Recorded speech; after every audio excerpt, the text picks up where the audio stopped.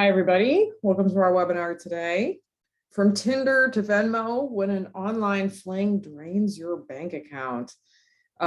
We are featuring today Dr. Margaret Cunningham from Forcepoint. I'm Lisa Plaggemier, the Executive Director of the National Cybersecurity Alliance.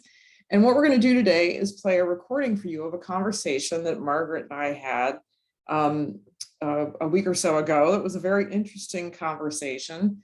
And then afterwards, we're going to be here to answer questions live. So feel free to put your questions in the chat box or the Q&A.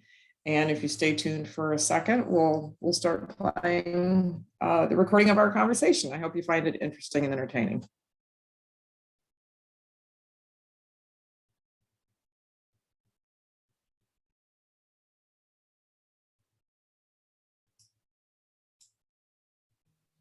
Hi, I'm Lisa Plaggemier, the Executive Director of the National Cybersecurity Alliance, and I am here today with Margaret Cunningham, a psychologist from Forcepoint, and she's going to talk to us about romance scams. Margaret, thank you for being here with me today. We all think that we're smarter than these things, right? That they're really obvious, but tell me how they work and just how is it that we're easily taken advantage of by other people like this? So first, thanks for having me today. This is a fun topic because I think it's impacting everyone. And, you know, the very first thing is people make a connection, and that connection can happen pretty much anywhere. Just think about somebody who's adding you as a friend or requesting to follow you or sending you an email. And it turns out right now, we don't actually have the luxury of knowing a lot of people in person. And this is part, you know, just the world today, but it's also something that we're experiencing more and more due to the pandemic and trying to stay isolated a bit more. So yeah, the pandemic didn't stop us from craving human connection, did it? No, actually, I think it's done the opposite. So not only are we spending this time alone, not only are there more avenues for connecting, we're also just absolutely craving that connection that we've been missing for years now.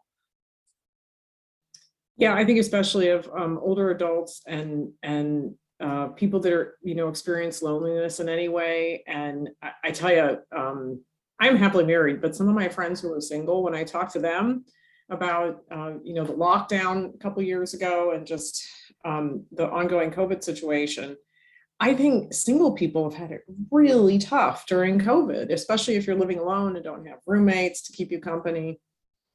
Yeah, absolutely. And it's just been one of those situations where a lot of our most vulnerable communities are also kind of forced into isolation even more.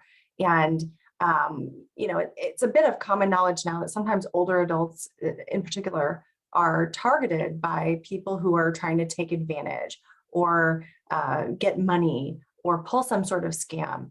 And the combination of that isolation, typical targeting behaviors from the attackers, it really has been a recipe for quite a bit of disaster.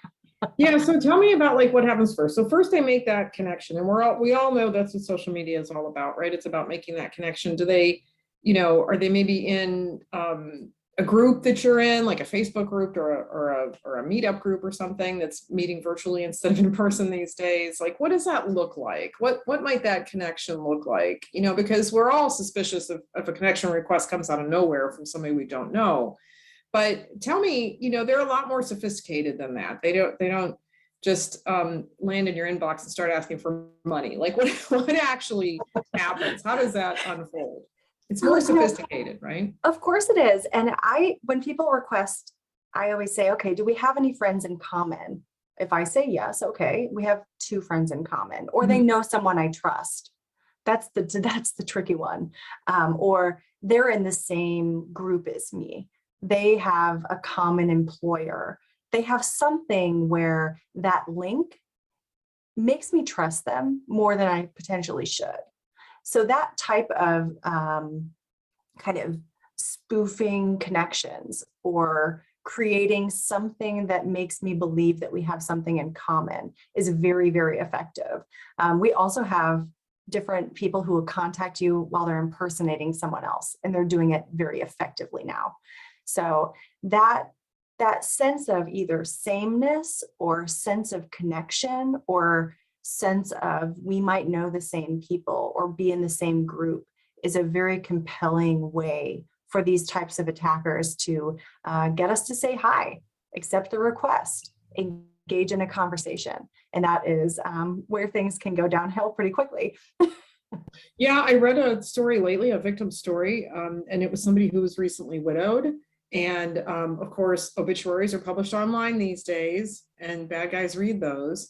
And this person had mentioned, missing their spouse on Facebook, and the attacker chimed in with, oh, I just lost my spouse too. And so establish that, like you said, we're looking for that connection point, that sameness, that thing that we have in common with this other human being.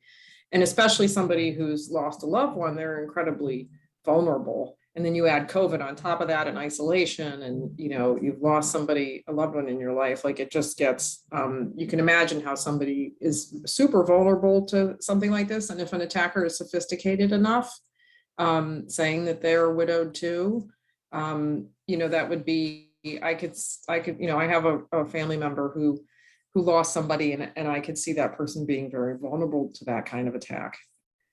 Yeah, it actually makes you feel good. It makes you feel really Right. good that someone else is in the same boat, or someone else is excited to connect with you. Somebody's interested in learning more about you. That's, it's something that Yeah. we like. One of the tips and tricks in the business world for making connections and networking is ask people about themselves. So we have this like wonderful social standard where we ask each other things all the time. How are you? Where did you grow up? What is your family like? Oh, you have a dog? I also have a spaniel. These little things are so compelling. It makes us like you. It makes us feel good. And when we feel good and we like someone, we want them to like us back. And then we want more. Yes. Well, we really want them to like us back. We're really, I hate to say it, but we're a little bit desperate for people to like us back. No one wants to be unloved. Right. Right. So that is something that our attackers count on. They count on us wanting them to like us. Wow. That's kind of mind blowing, because that's a basic human thing. Yeah. Yeah. So, making the connection, creating that fabric of trust and communication, and then asking us for things. So this can be true not just in romance scams, but other scams. What rules of thumb do you use when it comes to using things like LinkedIn or Facebook? I'm a little more restrictive on, but LinkedIn, especially since I run a nonprofit and we're kind of a known entity, and I love connecting with people in the field. I accept LinkedIn requests, invites from people I haven't met. And I do look, just me personally, and you can tell me if you have tips for me too, because we all need help. I will look to see if the profile looks too new.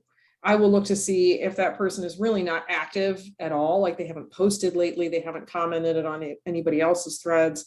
And I'll look to see, does their like career progression and education kind of hang together and look like coherent? Or does it look like it was pasted together from a bunch of other people's profiles? And I have reported quite a few that look fake to LinkedIn.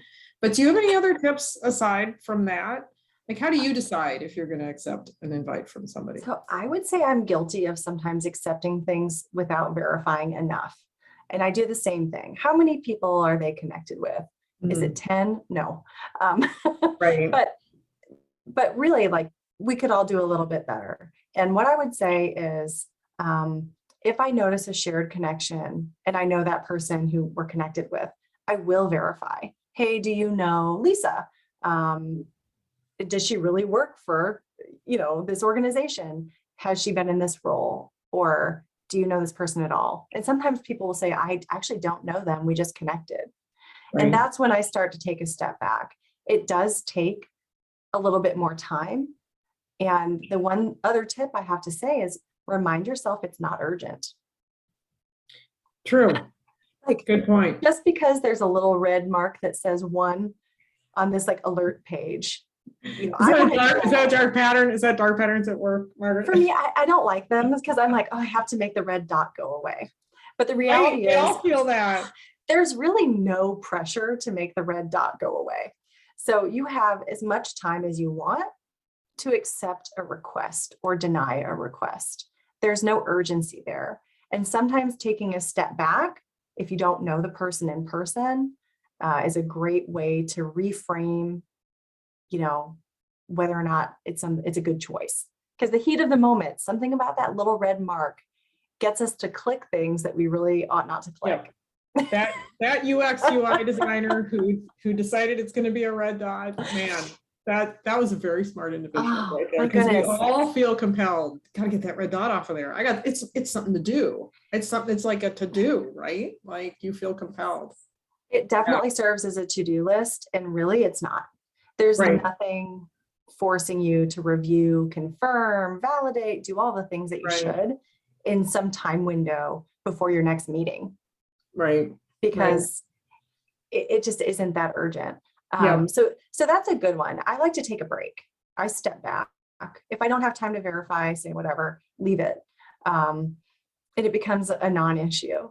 If it's a really big deal and someone's trying to find you and they have a good reason to, they'll probably get you another way. Well, I'm feeling validated because I think you and I met each other through LinkedIn. I think I reached out to you on LinkedIn, so I must look legit. That's good. No, I wonder how many days it took me to accept. I actually don't think it took me very long. But that comes to like one of the most important things that we can do in a community of people that are all living through kind of easy to exploit platforms, easy to connect, easy to sort of get bamboozled by someone who does a great job of looking legit online.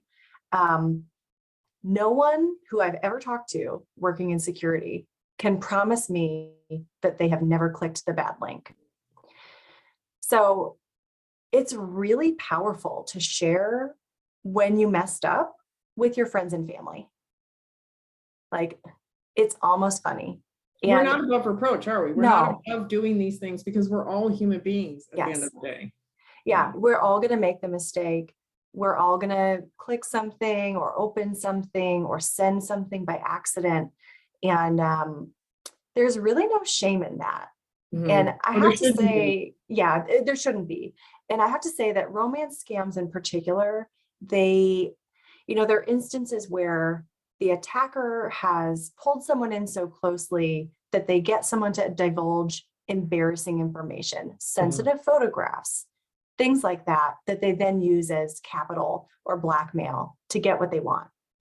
And as terrifying as it is, keeping it to yourself is the most dangerous thing that you could do. Mm-hmm. Because most people aren't really going to judge that part of it. They're going to say, how can I help you?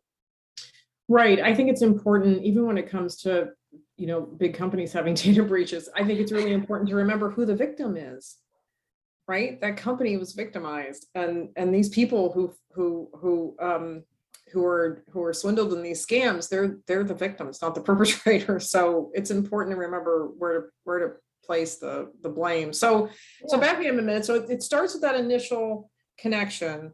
And just that human desire to want to be liked and to connect with people that we have things in common with. Are the bad guys playing a short game or a long game here? Like how long do these things take to develop before you get to the point where somebody, asks for money or does one of those things that's a real telltale sign? They're playing all of the games. There are people who are doing the short game because they've got a broad body of people they're coming after. They have a lot of emails or a lot of accounts, and they're like going out for quick wins. But then there are people who are targeting over a long period of time and building a real relationship that people are counting on. Like, I count on my friends. I don't get to see them all the time. I've lived in a lot of different places, but we count on those text messages during the day. We count on sharing our stories, our good stuff, our bad stuff. And these attackers know that. And as they build out this relationship, they ask for more and more. So there is a long game component to it. And there's also a bit of potential shame in some of those relationships. If you say, hey, I've been talking to this person online for 2 years, we've never met, they don't video chat with me, but I occasionally pay their phone bill. When you say it out loud, you're going, oh, that sounds like really weird. That sounds a little weird, yeah. But it's happening. It's happening. And I think that that's, again, part of the, like, getting to know your friends. Also, if you have people in your life who fit into those buckets of like must isolate or much older, don't have a community anymore, a friend who's lost a loved one that they count on, check in with them. Yeah, I think that, I mean, you've done a ton of work in the insider threat space. And to me, with a training and awareness background, this has a similarity with a training program that you would run for insider threat, because I think when you do employee training around insider threat, it's highly unlikely that you're going to convince that malicious person, who's the one most likely to be the insider, malicious insider, not an well-intentioned employee who makes a mistake, but a malicious insider. I haven't seen a training module yet that's going to convince a malicious individual not to do something malicious, right? But what you're going for in that training program is, how do I create a culture where people are encouraged to report? They have like some emotional safety around supporting. They're not going to be seen as the narc or lose their job because they reported. That you create, you can train the people around that person to report. And I think in that way, romance scams are similar when it comes to training, because it might be hard for you to reach that person who's really at risk. You might not know who that really lonely person is, or who just suffered some sort of loss, or who was isolated during the pandemic. But you can train the people around that person, right? If you're the family member of a person like that, or you have a close friend who you think might be at risk, or somebody says to you like, oh, I just paid so much phone bill for this guy I met online or whatever, then you can be the friend, the concerned friend or family member that reaches out or says, tell me more about that relationship. So I think in that way, I think that's important for people that are doing training programs to recognize that, or just everyday humans to realize that it's even though you might feel that you would know the warning signs, there's probably people in your life that wouldn't see the warning signs, maybe until it's too late. Yeah, I agree. And the shame factor kicks in. And sometimes, I mean, I don't have a Facebook account, but I used to, and I had lots and lots of friends on there. And sometimes you would notice somebody sharing something and you're like, do they realize that they're sharing that to everyone? Do they realize that this is a public group and you can see their comments? Right. And whatever they're sharing seems either too personal or like a little bit not right. Even if you're not that close with someone, you could say like, hey, like, I noticed that you're posting a lot here. Like, did you know that's visible? Or that's a good idea. You can contact them over Facebook Messenger, because I see that a lot. Yeah. We actually have a page on StaySafeOnline.org that talks about privacy and security settings for all the popular apps, because Facebook is, I think, famous for kind of moving that setting around for you to make you go into settings and you're like, where's that part about making things private? So it just, I forgot how to log in there because they moved too much around. So I just have to log in there.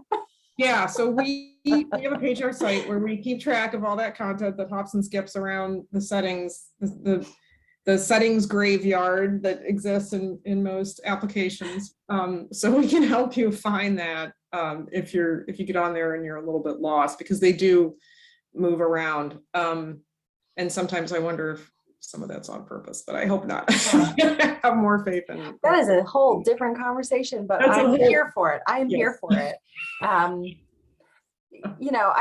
just find that this one's really it's a really time to take some of this stuff a little bit more seriously, but it also is part of our lives now. And so I would say that like connecting with people is amazing.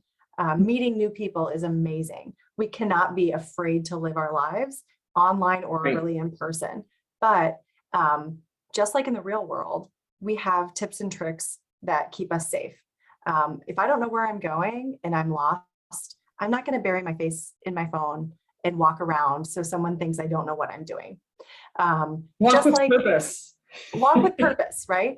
And so really like kind of click with purpose when it comes to making connections in social media.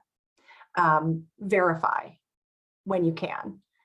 Also, if people call you out of nowhere and they know everything about you and they're pretending to be someone else, then they ask you for something, see if you can call them back. That's another really easy one for the quick grab, the grab and go.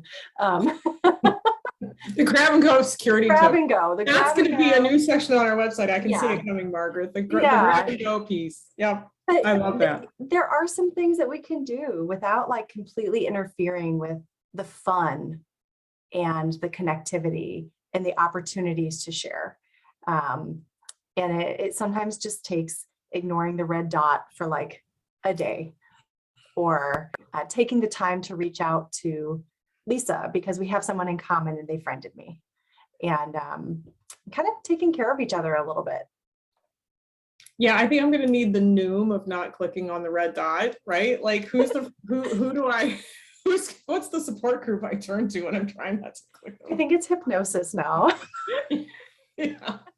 Yeah, I don't smoke, but I think I need hypnosis to get me off of social media, to get me off of LinkedIn anyway. To make me not click my inbox when there's one more email. Yeah. Particularly at the dinner table with my husband. That will get me into big trouble. I'm trying to learn to avoid that. Yeah, free yourself from the time pressure of the red dot. Give yourself the cool down time, especially if you're in a hurry, especially if it seems urgent, and especially if you don't know that person.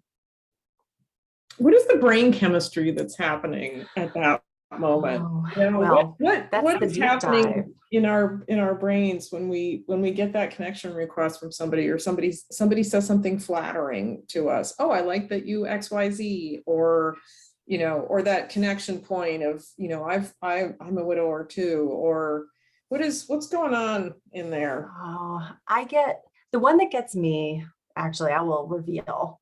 The one that gets me is, I love your research. I read your recent article. I would love to connect with you. And I'm like, you read it? You liked it? You want to talk to me? And it's the same thing as when you go on like a really good date and you've got that like buzzing oxytocin and all of those exciting things that are, what draw us into each other.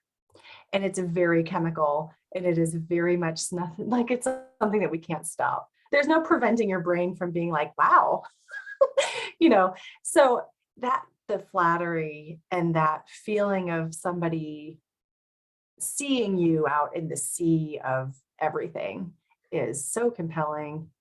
And it's sort of like a firework. You can't help but look at it. And that's you can't a really help. Compelling point, that you're not going to stop your brain from having that chemical reaction. That to me argues against people who want to run like really punitive training and awareness programs in their organization, where they want to fire somebody for clicking on a simulated fish or something. If it's chemical in us, how much control do we have? What can we actually do about it? It's really, slowing down is a big one. We have individual differences in how well we can resist. And guess what? Some days I'm better than others. Maybe I'm tired. Maybe I have 15 red dots and I can't not click on any of them. So something's going to get clicked. Hopefully it's the good one. There's just so much competing for our attention there's so much kind of burden of the technology that we use. It takes up a lot of space. And we know that when we're tired, hungry, stressed out, hello, chronic stress, everyone in the world right now, Right. we are worse off in terms of impulse control. So, you know, it's really, the stars have aligned for the bad guys. Right. But we can make incremental improvements in ourselves. And the more aware we are, the more practiced we are, the more times we realize that it really wasn't urgent, the easier it becomes to set it aside for a day. It's like a muscle.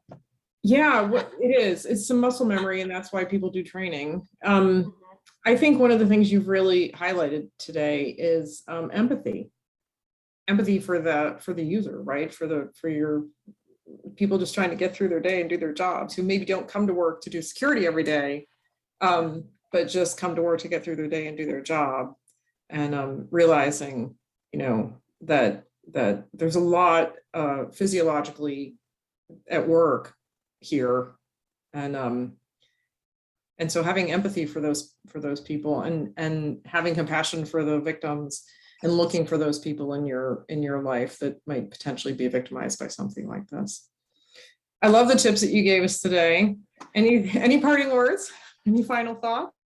No, I say stay online, and also don't live in fear. Yeah, live your life and have fun with it, and make new friends wherever they may be.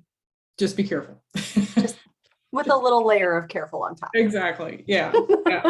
Thank you so much. This has been so much fun. Thanks for having me. This. No, it was my pleasure. Thank you, Margaret.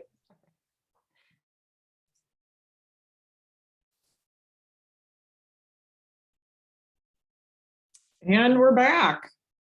And here we are live. I think we have a little reminder here about a toolkit that we've got available, and then we'll talk about some questions. So if you go to StaySafeOnline.org/romance scams, we have a really cute toolkit. It's kind of reminiscent of the little Valentines that your kids would use in school when they were young. Here's an example of one of them. But feel free to download that if you're trying to raise awareness about this issue with people. We've done this in a way that isn't threatening or doesn't sound scary, because as Margaret said at the end of the recording, you know, we don't want people to live in fear. Social media is a great thing. It's a great tool. We just have to use it safely, and dating apps and things like that. So we wanted to take a more optimistic view, use a little bit of humor to also remind people what the red flags are and how to stay safe online, just like our URL says. So why don't we open it up and talk about some of the questions that we got, Margaret, during the recording? Yeah, sure. And, you know, I've been sort of chipping away at them a little bit.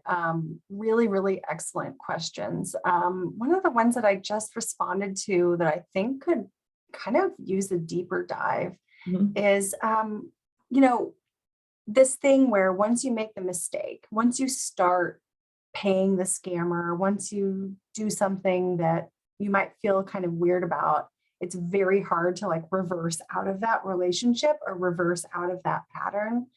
And what's funny about people, and this is something the attackers know, and they depend on this, they just depend on it, is that we like to do things that represent who we believe we are. And so like, I believe like I'm really smart. I'm a tech savvy person. I would not make a mistake. And that's like this congruent feeling of like, this is who I am internally, this is how I act in the world. So when there's a mismatch and I make the mistake, there's something called cognitive dissonance, where you get very uncomfortable with the fact that, you know, you made a mistake.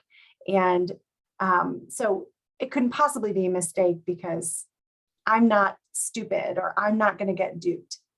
So kind of figuring out how to back out of something is really a big challenge. And so this is really where people who are isolated or who don't have anyone they can talk to are at higher risk. Because I might say like, hey, Lisa, like, I think I did something really dumb. And Lisa will be like, you could actually stop now instead of sending more money or instead of engaging further. But it can be really hard to do that on your own. You know, and it might even be a thing where like, maybe it's like $10 a month and I'm helping somebody. That doesn't really seem to be that bad because I'm helping someone and it's not that much or it's not noticeable. And I think that's really where people get into a lot of trouble. What do you think, Lisa? I think when you're talking about the cognitive dissonance, I was thinking about a conversation we had lately with a couple of US Secret Service agents that specialize in this area. They're actually going to be speaking at an event we're having in Scottsdale in Arizona in April. And they have seen romance scams and business email compromise situations be wrapped up all together. In other words, it could be an executive being scammed, thinking he's somebody's, there's a business deal that he's participating in. And they actually had a victim who was a very senior executive who just couldn't believe that he had made a mistake, that he had been duped, right? He had the bravado of a CEO and he thought that he was in, this deal over the longer term, like this had taken, I don't know how many years or months he was involved with this, but it was a very long-term scam and he literally sent millions of dollars. And that was the hardest part, was for the Secret Service. Of course, you need if you're going to go after these bad guys and eventually hope to get a prosecution, you need the victim to be able to recognize that they were a victim. You need the victim to be able to say, yeah, like, yes, this person scammed me. And that's been really hard for them. They have a lot of victims that have, the equivalent of Stockholm Syndrome, the digital equivalent of Stockholm Syndrome. No, this person really cares about me. This person really loves me. I really have a relationship with this person. And they've even had cases where the victim, when they've approached the victim and said, look, this was a scam, like you need to stop communicating with this person. We're going to try and help get some of your money back. They've even had cases where the victim didn't believe the Secret Service and told the perpetrator, like, hey, you better watch out. The Secret Service thinks you're a criminal, thinks you're a scammer. They called me today. What can I do to protect you? So the Stockholm Syndrome really kind of blew my mind, because you think about that in the classic term of, somebody being kidnapped, like where the phrase Stockholm Syndrome came from. I had never considered that there's a digital equivalent, but it makes complete sense. It really does. That cognitive dissonance that you're talking about. Yeah, there's a disconnect on like how I feel about myself and how I'm acting. And so I'm going to go along with how I'm acting because it couldn't possibly be that I've been duped. Right. So another really good question that came through was, how can you help younger people? Mm-hmm. And it depends on how old they are. And what's really cool about people is that our brains work differently as we get older. So until you're goodness. I know, right? I'm still working on my brain. Maybe I'll continue getting better as I age. But so for like younger kids who are like 13 and they can go on social media, right? I think that's the age now. They still aren't working with the same ability to deal with abstract. So, like they're not understanding some of the nuance in decision making or some of the risks and consequences. So for younger kids and like the tweens, it can be way easier to just give them flat out rules, like never send a picture to anyone. And to actually outline those things, just like a bank does, like, hey, this is, your bank. We're never going to ask you for your account number. We're never going to ask you for your password. Shaping those specific concrete rules for younger kids, it's way easier for them to follow and it's way easier for them to understand. If you try to explain the rules with the same nuance you would for someone who's older, it's a little bit too confusing for where they are developmentally. So that's, keep it concrete instead of abstract when you're talking to younger people about how to be safer online, especially with social media. Yeah, the other thing I tell parents about kids or teens and social media or the kids' devices is you'll often hear from parents, oh, I don't want to violate my child's privacy. And I really have a hard time with that, because when you look at the amount of data that's being collected about our children, if they're on Instagram, if they're on, well, kids aren't on Facebook anymore, if they're on TikTok, whatever it is they're on, those social media companies know more about your child than you do. And you're really at a disadvantage. So I advocate for parents checking their kids' devices, for knowing what apps they've got on there. I mean, after all, you're probably paying for the device as well. And there's just too much at risk. There's too much bad that can happen. I know that people want to see the upside of social media, but when it comes to our children, I think we just really need to be aware. And the only way to be aware is to be able to have the PIN or the facial ID that opens their phone for you, and being able to check and see what's going on there. And I know kids are really good at hiding things, but I think parents need to have that supervision. So I'm like actively scanning all of the questions. And something that's standing out to me right now is from Kathy saying that we should be careful about how we're using our language, because people saying duped and scammed definitely puts the responsibility on the end user. And I definitely agree. So, Me too. It isn't necessarily fair to say, oh, that person got scammed or duped, because it's true. The attackers are criminal, and they are way more sophisticated. They also have an advantage that they can apply their techniques on a very broad group of people, and it only takes one or two to kind of be broken down by this. And I don't really like the idea that people are the weakest link, personally. So thanks for adding that context, because I think that we would definitely agree with you on that. It isn't so much that the end users are silly or being scammed and duped. They're really being actively attacked. Yeah, we're not.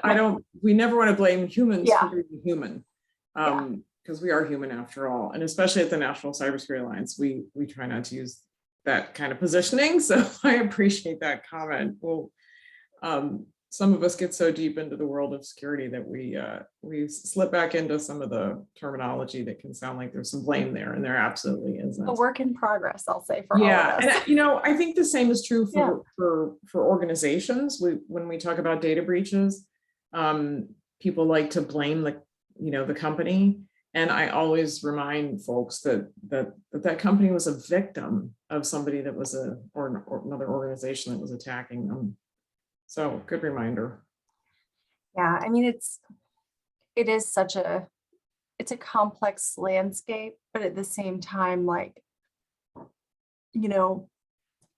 the end user who ends up falling for something or being attacked in such a way that there's really nothing that they could have done, they do feel scammed and duped. Yeah. Whether or not it's fair to put the burden on them as some sort of failure point, I don't think it is. But on another note in here is talking about hey, what can we actually do about all of this flashy red dots, interaction design, where it's very, very difficult to break away from clicking the red dot, clearing the notification. You get reminders at this point that say oh, reminder, Lisa tried to connect with you 3 days ago. Would you like to connect with her? Okay, let me make a call. So, what can we do about that? Unfortunately, this is the digital environment that we live in. And the best thing that we can do is practice. It's mostly a sort of muscle on how we can learn to respond differently. It's no small task, and it can't be done in short order. But you know, as we become like more ingrained and enmeshed with our technology, we are constantly going to be battling screen time, engagement, things like red dots, and kind of like the tempting gratification of just clicking things. Somebody asked here, what about is that depressing? Yeah. Sorry, that was a little depressing. Oh. Yeah, no, we can do a whole nother webinar just on dark patterns. I know. So Martina asked about people that victims that continuously fall for scams. So what I would say there is, you know, if we take a risk-based approach like we do in the cybersecurity world, you put additional safeguards around that person, right? If we see a person at a, you know, a lot of companies have a policy where if they see somebody who's very susceptible, kind of a repeat clicker, you'll hear that term sometimes. People who click on phishing emails, people who click on malicious links. So they'll put extra technical controls around that person to try and prevent anything bad from happening. And so I think that the same could be true here, right? If I know that, for instance, a family member was, you know, lost a loved one and was on social media and overshared a bit on social media, then I might check in with that person more frequently. I might watch what's going on their social media account, you know, from afar. If I see them sharing too much, I might give them a call. I might just check in with them more frequently. So if you have somebody in your family or in your circle of friends that you think is more susceptible, especially since loneliness is one of the biggest drivers of these things, then I think there's kind of a responsibility for us as their loved ones to just check in with them more frequently and try and provide not just, you know, the person to say to them like, hey, I saw you, you know, to tell them, no, you shouldn't do that and wave a finger at them, but just to provide more social support. Anything to add to that, Margaret? No, I agree that there's so much that we can try and do for each other, but it can be extremely difficult because of how much we like to hide things. You know, the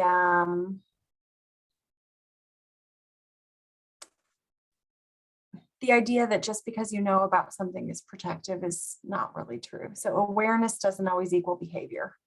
Right. I guess I could put it that way. Yeah, exactly. So some people talking about the social dilemma on Netflix. Yeah, and it's called The Social Dilemma. And sorry, we're trying to keep up with all this. It's hard. We're both like reading and talking. So yeah, Kathy shared a great resource from AARP and FINRA, a report. And then Justin or Leah, if you want to post the link to our kit again, there was a request for that. The kit, the same link that was on the slide that we shared briefly. If you didn't catch that link, we'll stick it in the chat. Yeah, sorry, I'm scrolling and reading. Me too. Yeah. I see something on the Q&A box about policies for detecting fraud and real users. You know, I believe that most social media companies are trying to do this. Right. There's a very, very low barrier for entry. I could create a new business in about 5 minutes and probably pay for followers or pay for likes. And that's a very difficult thing because once you have sort of a following, you become very legitimate. And there's just big business and big money in that sort of fake following and sort of shell company and engagement system. I don't know that there have been any successful policy implementations that have impacted how social media companies have been doing business to date. I think they do have extensive fraud operations, right? They all have security teams and privacy teams. They have technology professionals, lawyers, they have a, you know, they all have fraud departments. They all have teams that are trying to keep up. Whether it's enough resource to keep up with the criminals, I'm not sure, but there isn't, I can't think of a single social media company that's just ignoring the problem and just letting people do things on their platform willy-nilly. A lot of it depends on us to report, right? If you see, so often you see something that looks bogus and you just keep scrolling, or I'll get an invite on LinkedIn from a profile that's obviously not legitimate, like I talked about on the recording, and I could just ignore that. But that doesn't help LinkedIn or LinkedIn's algorithms get any better at weeding out those fake profiles. So I would encourage everybody, no matter what platform you're on, to report those things, because that helps them to be more effective. The more they can see what the bad guys are doing, the more they can improve their technology that helps to root those things out. So it is really important to report, even if you don't hear anything back, you should still report. Yeah, and I've been reading through some of the personal experiences that people have been putting in chat, and in my very brief, hopeful ability to synthesize all of this is a lot of the examples we're getting are, the attacker or the scammer said that they were in the military, said that they had some position of power. This is very common. Somebody who has a some type of authority or some sort of automatically trusted factor to who they are, whether it is their role in a business, their uniform, their group membership to something else. So that's, if you skim through kind of what everybody's writing about, there's a lot of that sort of, I wear a uniform, or I'm in a position of power, or I am at this trusted member of society. And that's something else that you can look out for, right? Because it's a factor for feeling trustworthy, or feeling that someone else is trustworthy, that attackers do capitalize on. So I'm just trying, absolutely. I'm like, there's so much good stuff in the comments. I almost feel like it's like we need its own little bucket, but that's something that somebody I just asked who we should report to. So phishing, yes, it's IC3Gov is a great website. You should also report to wherever that phish came, like whatever email platform you were on. If you're on Gmail, they've added it recently. The email has to be open, and then if you hover on the three dots at the top right, you'll see report phish, not just report spam. If you're at work, hopefully your company uses some method to report phishing, like just a phish report button in Outlook or something like that. As far as romance scams, so I would report to whatever platform the person contacted you from. That's who I would initially report to. So if it was Facebook, or if it was Match.com, or whatever application you were on, there'll be a way to report something that's suspicious or malicious. And we actually had a conversation with the CEO of Match.com recently, and a bunch of the other dating apps are all part of the Match.com family, and chatted with their chief security officer as well. They work really hard to get bad actors off of their platforms, because they realize that if you have a bad experience on their platform, obviously it's not good business for them. So they're working super hard at this. They're trying to form a working group right now so that they have even more involvement with federal law enforcement. And so that's all a really good thing. But if you don't report those things on that platform, then the platform doesn't know. And the engineers working there don't know how to keep folks, they don't gain that insight into how this person even established themselves on the platform to begin with, and how do we prevent things like that from happening in the future. The other thing you'll notice about when it comes specifically to dating apps, another warning sign is that the bad actor wants to move the conversation off the dating app as quickly as possible. And that's because there's technology at work trying to boot off those bad actors off of those platforms. And so they want to take the conversation to text or email as fast as they possibly can, because they're at risk of getting having that profile deleted from the dating website. So so that's a red flag. If you see somebody who says, you know, oh, it's just a text, it's easier, that's a huge red flag. Any other questions here? Let's see. Is there a place that you can look up if someone is a member of the military or the police? Not that I know of. I was just thinking, I don't think there is. I don't think I can tell either. But I would say that if somebody is saying, hey, I'm a member of this armed forces community, you can ask them for just as many details as they ask you. And there are places that you can contact at specific bases. They have ombudsmen and other people who can provide some sort of verification. It would definitely take some legwork. But yeah, I mean, that's a pretty tricky question. I know that there are likely some protections in place for privacy on members of the community. But at the same time, never be afraid to ask questions back.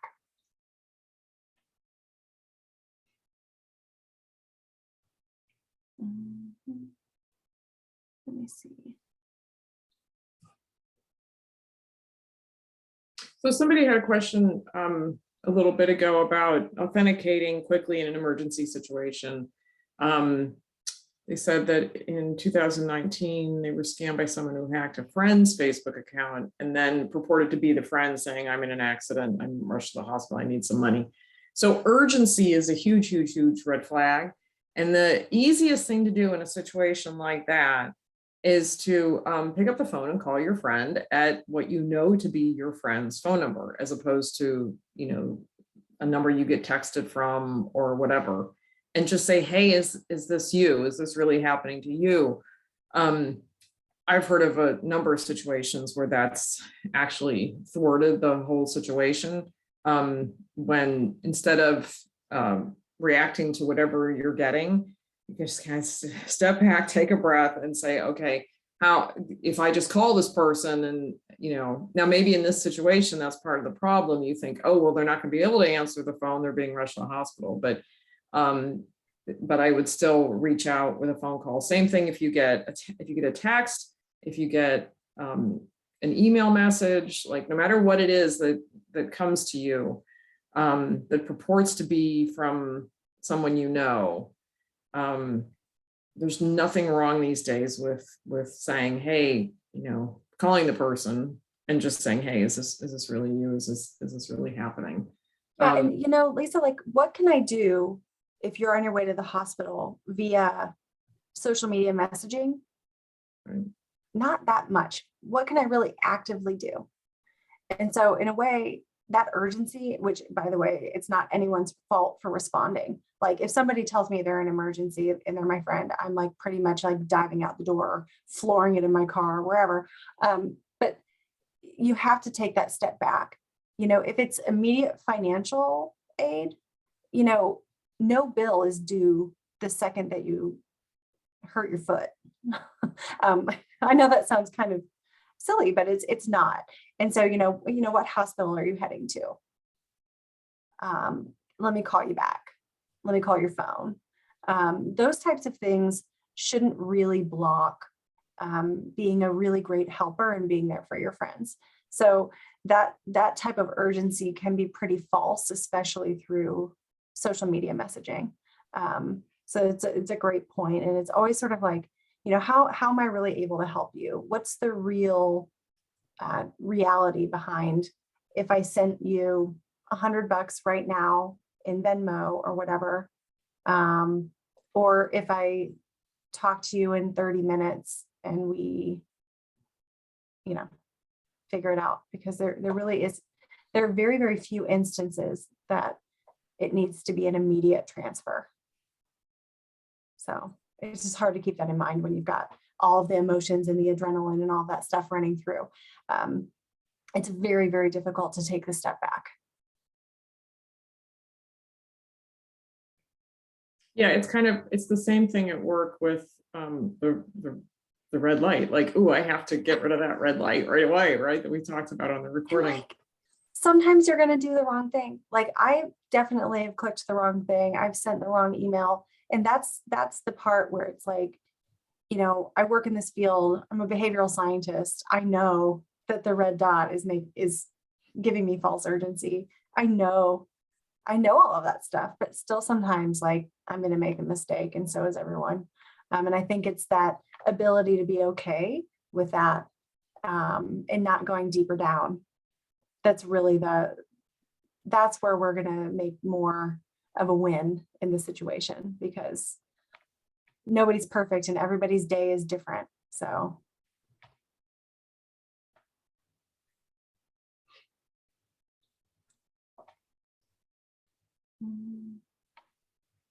I'm amazed at the number of good comments. I know, I'm like, and by the way, I don't know of any stats on reporting on shame and reporting. But I would guess that there are a lot of people who never report, and take the loss and never tell their friends, never tell their family. It is a like $1 trillion industry attacking people for money. So. Yeah, somebody else had the tip here of reverse image searching. That's always a good one. That's a good tip. Yeah, and gosh, it's a lot. There's so much stuff going on. But you know, Lisa, and I like to sort of wrap things up always with positivity, because just the fact that so many people are on talking about experiences, right, engaging with like, well, what are some steps we can take? I know that awareness of this is getting broader, easier to understand, and that people are taking a lot more basic steps to protect themselves in social media and elsewhere. And in a way, like, I'm super excited about that, because I think that we have sort of a ripple effect on our friends and family. So like, the more people that we can touch with understanding the small steps, the better. So I get kind of enthusiastic about kind of raising awareness and hopefully translating some of that awareness into real world behaviors that ultimately are protective for like big groups of people and the generation of humans that are growing up with this technology from like day one. So Right. Yeah, exactly. Well, I want to thank everybody for being with us today. And I particularly want to thank my dear friend, Margaret. This was fantastic information. And I'm going to give one last little sales pitch for an event we have coming up. If you're in the security training and awareness space, we're going to be having a conference April 12th and 13th in Scottsdale. It's on our website. If you guys want to put a link in the chat, we can do that real quick. And we have an amazing group of speakers, including, as I mentioned, 5 U.S. Secret Service agents who are going to talk about romance scams and tell some of their true life stories. And unfortunately, there will not be a virtual option for the conference. Somebody's asked in the chat, but we've decided to go all in on being in person, because it's just time to get out there again. And who doesn't want to be in Scottsdale in early April? I think it'll be lovely. But we have a really great speaker lineup. We're really excited about it. And as I said, the Secret Service folks will also be talking about the link between business email compromise scams and romance scams, and how some victims are turned into money mules for BEC scams. So they've got some federal law enforcement folks always have very interesting stories, really compelling stories that can help better inform your training and awareness efforts. So we hope to see you there. Here's all of our contact information, where to find us on social media. Please follow us. And on our website, you can also sign up to be a part of our newsletter database, so that you get regular newsletters from us on free kits and information and events that we have going on. So thank you very much for attending, and stay safe online.